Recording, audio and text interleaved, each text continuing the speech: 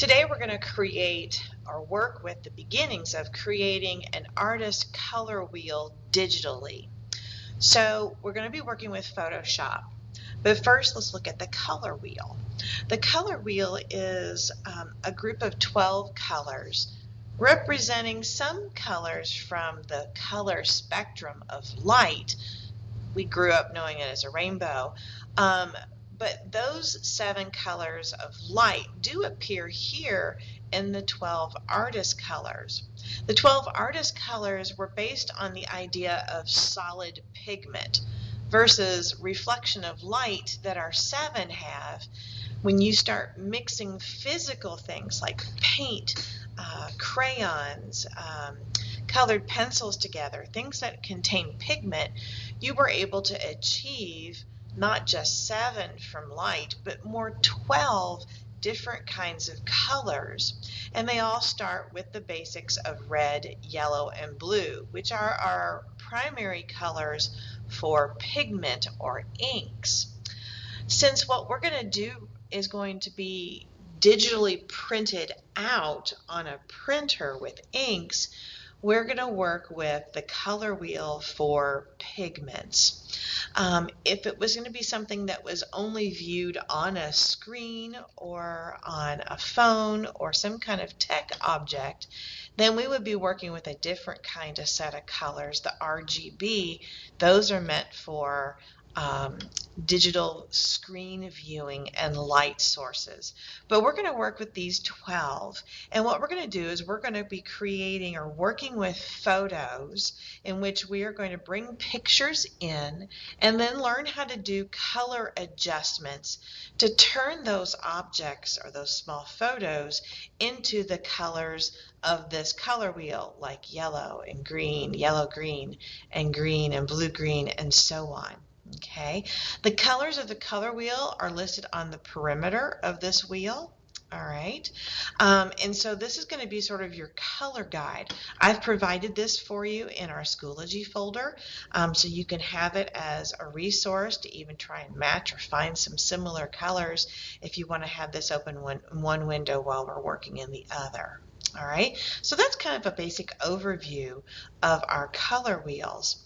Now, however, from here, we're going to start by finding some images. So we're going to look for, since we have 12 colors that we're going to try to accent or create, we need 12 photos kind of going in that same circular pattern. You could use just one photo all the way around, repeating it over and over again in those 12 different circular positions. Or you could work with 2 alternating images if you'd like. So I'm going to show you how to best search for a picture. And whenever we search for pictures, we always want to search for large images. Large pictures, when they're reduced or in size, can become better quality pictures for us to manipulate and change. So I'm going to go and of course, I'm a Star Wars fan, so I'm going to sit here and go for a Baby Yoda image if I can find one. Now I'm going to go here under images, and in the Google searches we're going to go to where it says tools, and then we're going to choose the size. So like I said, we want to search for a large image, and large might mean that it is like 20 inches by 15, or maybe it means that it has a very large DPI. That's rare, but sometimes you'll find one with 150 or 300 DPI, which means dot per inch, so that we have more color within an inch area, which makes it a sharper picture. I want to look for this little guy inside of his little pod. Oh, look at there. Okay. Let me click on this guy. All right, things that we're looking for when we're shopping large. Large means anything that's about 900 plus pixels. That would put the picture somewhere around maybe 10 by 10 inches. This is probably a larger one than that. Maybe it's 13 to 15 inches. square, but it's going to be a larger picture. So when you're looking, we want to find these pixel sizes, and you'll see these in this preview. This is considered a preview, and this is a larger preview. Now, I'm not going to right click and copy from here because many times the preview is smaller than this 15 by 15 actual size. So when I come over here, I want to right click on this and tell it to open in a new tab. So at the top there, this is my full-size picture. So it's from this point then that I want to right-click it and save as, and I'm going to put it into, or you would put it into your Google Drive folder. At the moment, I'm just going to put it on my desktop so that I can retrieve it quicker for us for this lesson. Okay, so I'm going to give him a name, and I've saved him. All right, now I'm going to search for Mandalorian. Let's go for his helmet. Ooh, okay. So I'm going to do the same thing here. Go back to Tools, Size, Large. All right. Let's see. What do I want? Let me look at some of these here. See which one I might want to get from. Let's see. Let's go for this guy. I like him because he's got kind of a white background, which will be kind of nice to take out. Okay, this one's also a large one. Look, he's 1393 pixels by 1500 pixels. So I'm going to right click, again, open in a new tab, and here's my larger version, and I'm going to right click and save as, and again, we'll save that. Okay. So now I have found my images, and I have searched them with my search tools, right? Which kind of led me to search for a kind of image that I wanted, and then it took me into a larger thumbnail where I could see that it was at least larger than 900 pixels in either direction. All right, then we sent it into a new tab, and then we saved it from there. All right, so that's sort of our search and rescue of finding an image or images. Kind of pick something or two images that kind of go together as a theme would be nice. And then check out video 2 later on in our sequence, and that'll be able to give us some more instructions of how to start working with it in Photoshop. Phase 2 of our color wheel is going to be to get our pictures in here that we're going to work with and extract what we want and clean up the pictures a little bit. So here we go. I'm going to go File, Open. Going to get my picture. Let's start with this one, Yoda, Baby Yoda. Look, oh wow, that 1500 by 1500 photo was like 20 inches square. Like I said, go big, go home. Let's look at the image size and information. So it's a low resolution picture, but because it is so big, when I go to reduce this in size, it's going to become a little bit sharper for me in my picture because we're not going to use it this big. We're going to use several of him. We're going to make copies of him over and over again to be different colors on our 12 color wheel. So a nice big picture, even though it's a lower resolution, because it's a clear picture, it will be able to be reduced and will look nicer, smaller. All right, so what I need is just him in the pod, right? I don't need the background stuff. Fortunate right now is that the background stuff is white. There's different ways to remove things. We did our selection tools lesson, and you could play with a lasso. The one that kind of works nicest, I think, or the easiest for people if you have something rounded, is to work with the magnetic lasso. This allows you to kind of click occasionally along the edges, and what it does is it captures the difference in the values of colors between here and here. So it kind of snaps to it. However, if that doesn't excite you or you get frustrated with that, there is, let me see, cancel, I want to delete it. Oh heavens, stop. I keep hitting the wrong thing, sorry.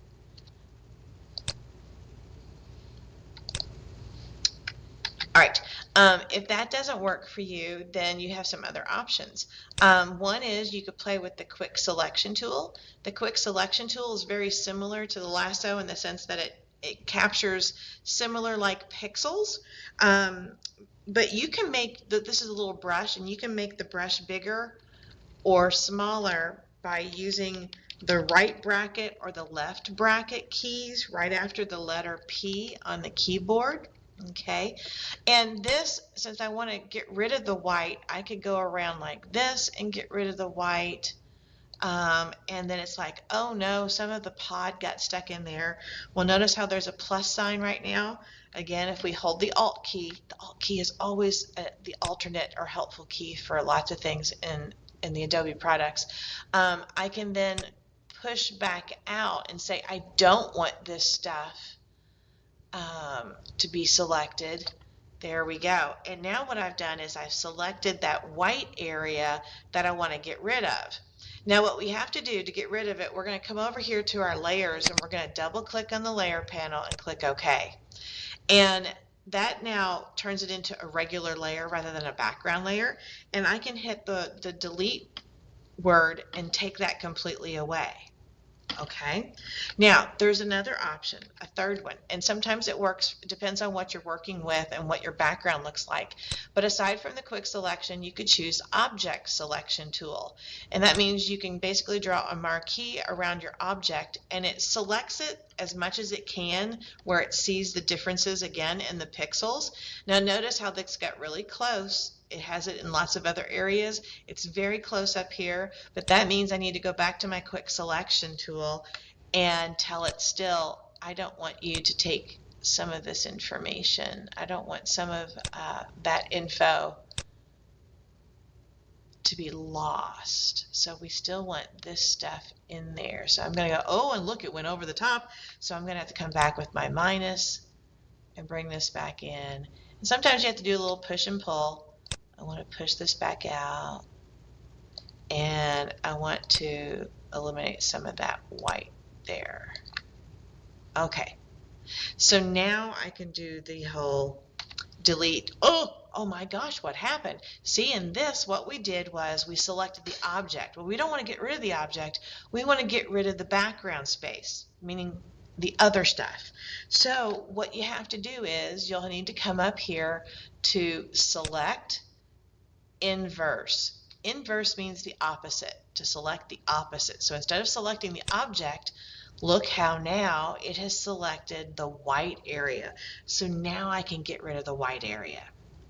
And if you can either go up under select, deselect, or you can use Control D on your keyboard to deselect everything.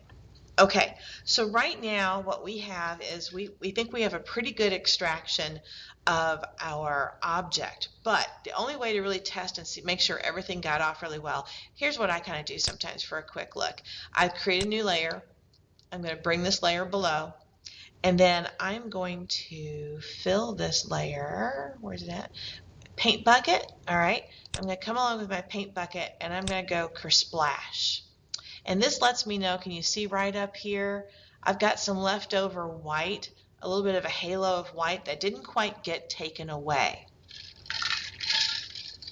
So now what I'm going to need to do, I'm going to come back to the pod layer, and I'm going to use my eraser tool. Where is he at? There he is. Again, he's a brush, so I can make him larger or smaller. And what I'm even going to do right now is I'm going to enlarge a little bit up here so I can see where I'm going and what I'm getting rid of. Yes, it is a little bit pixelized.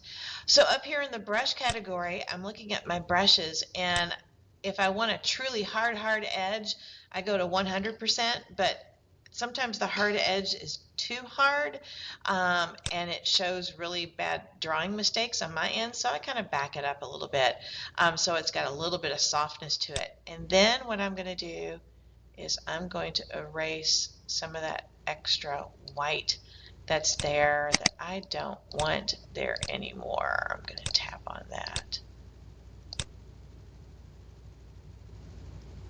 All right, I got some up here I want to get rid of. think, yeah, there was a big chunk up here. And again, to get in that smaller spot, I'm probably going to need to make that a little bit smaller. All right, I'm going to keep moving this way. I think I only had it really at the top over here. So I'll make it a little bit bigger. And I'm just kind of grazing along the edge of him there, trying to get him a little less of that halo. Okay, so now I double click on my hand tool and I'm back to normal. I'm going to turn this layer off because I don't need it. All right, and the next thing you need to do is, depending on the quality of your photograph, we're going to check that its levels of lights, darks, and grays. Remember, that takes place in this thing called levels, which is your histogram. So I'm going to come down here and I'm going to choose an adjustment layer, because levels is an adjustment that we're going to do to the picture, but we're going to do it above the photograph. So it's not defacing the picture, and if we want to change it, we can always come back later and change it. Now I'm going to look down here, and like we have seen before, let me scroll this just a little bit here. You can see we have our darks, our grays, and our lights on this histogram. And there's not much in the way of darks. This is a very pale picture right now. So I'm going to bring some of the richer darks back into this picture, get some shadows until I kind of get into that little area, right? Now, if you felt like your picture was like really, really dark and you wanted to lighten it, you could always play with the grays. That's a wonderful way of kind of adjusting the light, the medium grays of your picture. So this one I just wanted to bump a few more dark shadows into. So now he is fixed, right? So at this point, I'm then going to save this back to my spot on my desktop here.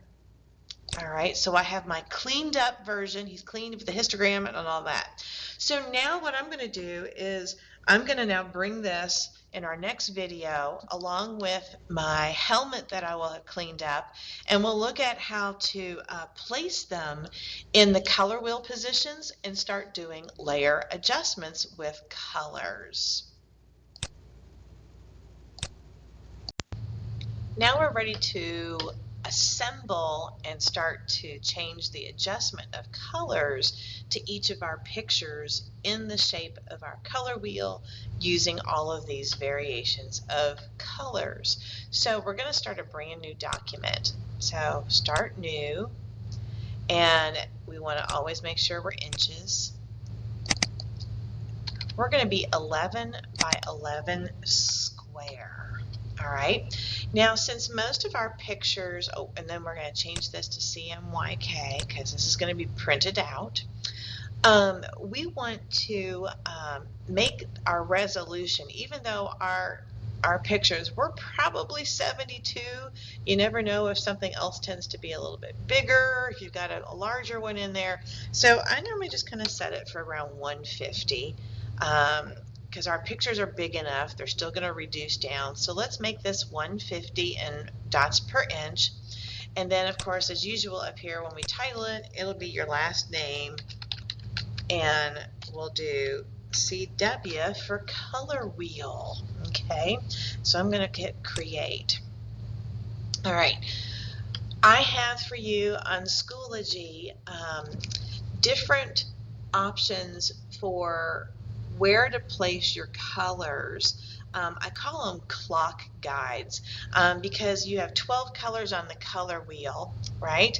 And they kind of fit like numbers on a clock. Think of yellow at 12 o'clock, violet at 6, 3, 9. Okay, so they kind of have different placements. That's one way we try and remember where all the colors go.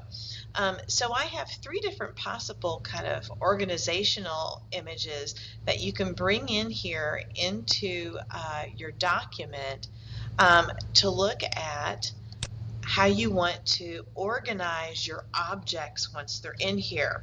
So let's do this. I'm going to click on the first one. The first one is you could have all of your objects be rather small, going around in a nice circle.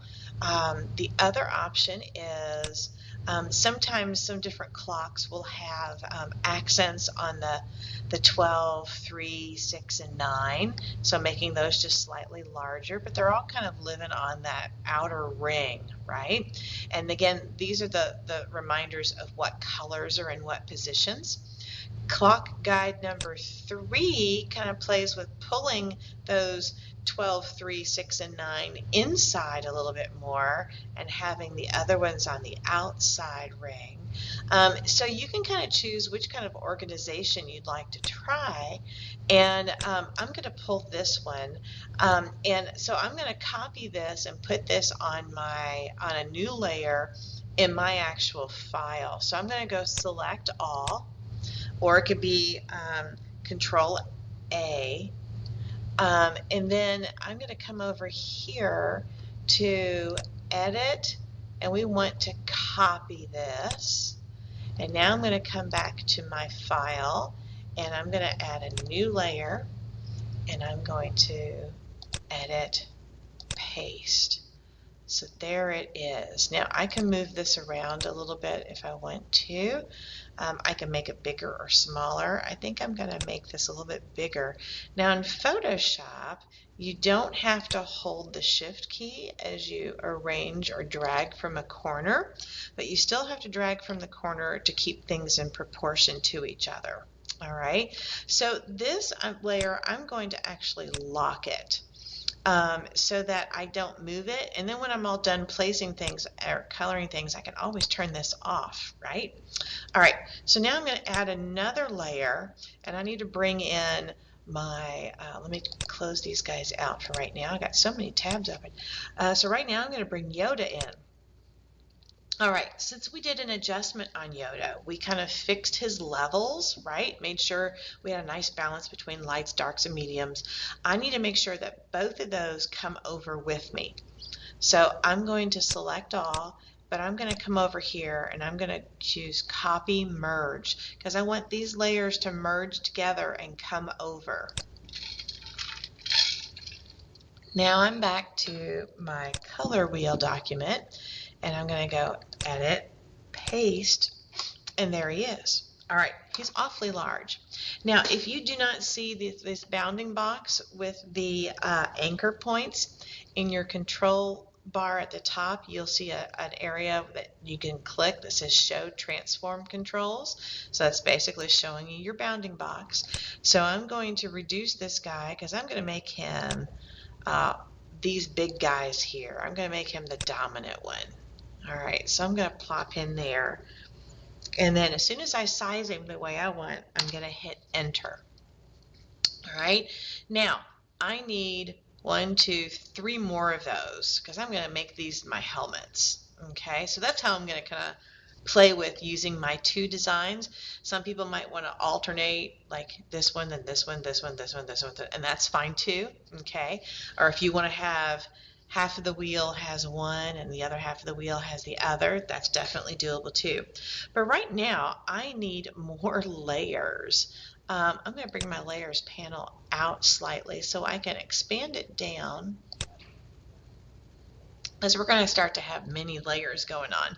So I want to add another one of these, and to do that I'm going to drag layer 2 down to the plus sign, and that made a layer 2 copy. He's here, he's right on top of himself. Look at that. Go lay him down there. Now I'm going to do that again. Take layer 2, drag him down.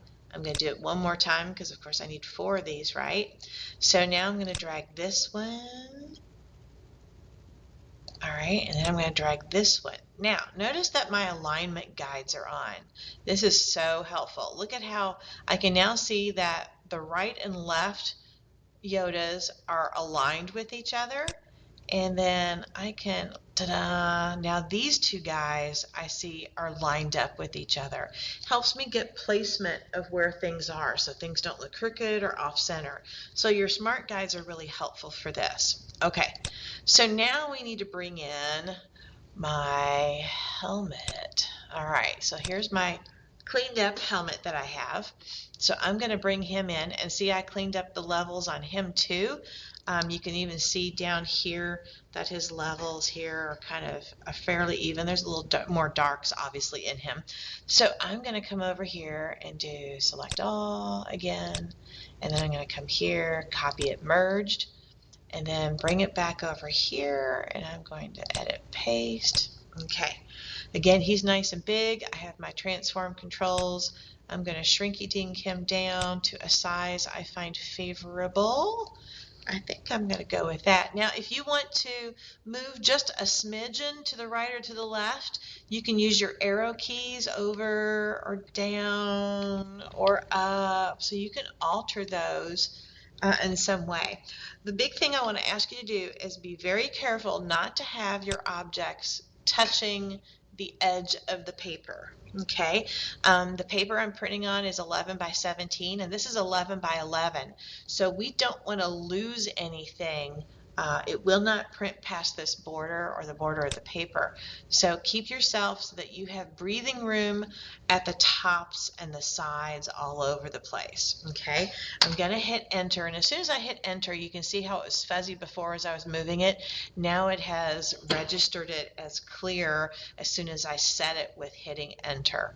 And now I'm back to let's make copies. So we're going to drag him down there. We're going to keep dragging him.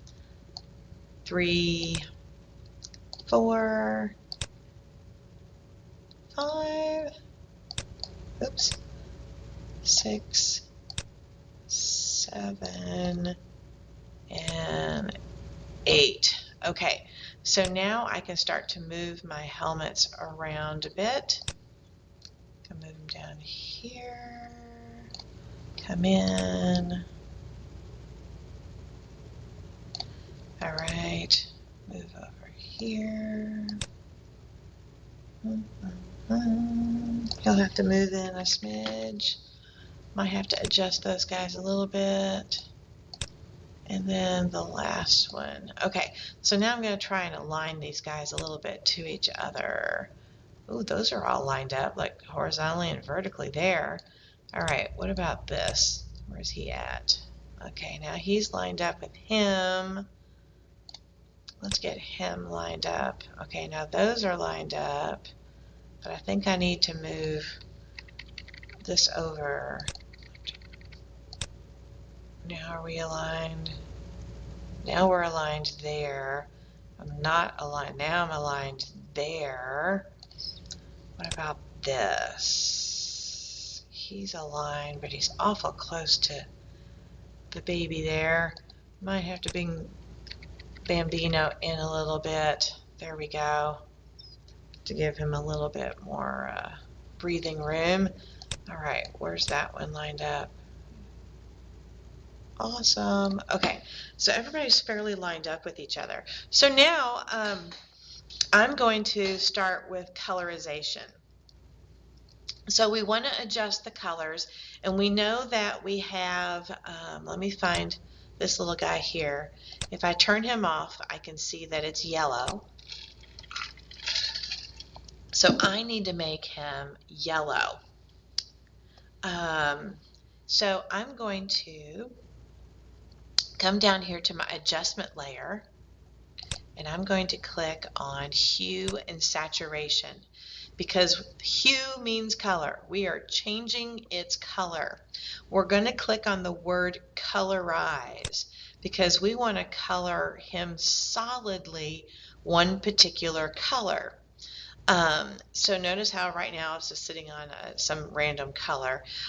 We want this right to be yellow, so I need to pull it over to yellow. We need to up the saturation because it's got low saturation right now.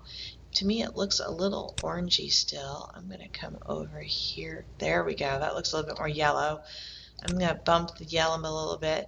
The lightness and darkness is important to kind of adjust to determine whether you want to have a little bit more contrast, or if you have a dark picture and you need to lighten it up a little bit so you can see the color, you might have to do that. I'm going to find something that has a little bit of contrast to it here. I want some shadows to appear in this yellow. So it's kind of like monochromatic yellow. Now notice how it's affecting this background right now. All right, it's not going to affect it forever. In fact, we're going to make sure that the color only stays on this one figure here. To do that, this hue saturation adjustment level is already selected. I'm going to hold down my Shift key and select the Baby Yoda it needs to stick to. So I've clicked on both of those, right? And now I'm going to right click and choose merge the layers, and they merge together, and now that color adjustment is stuck to Yoda, the yellow Yoda. Now, if I didn't like this, or if I need to come back and like see that it's too orange or too green or whatever, I can always do that same feature all over again.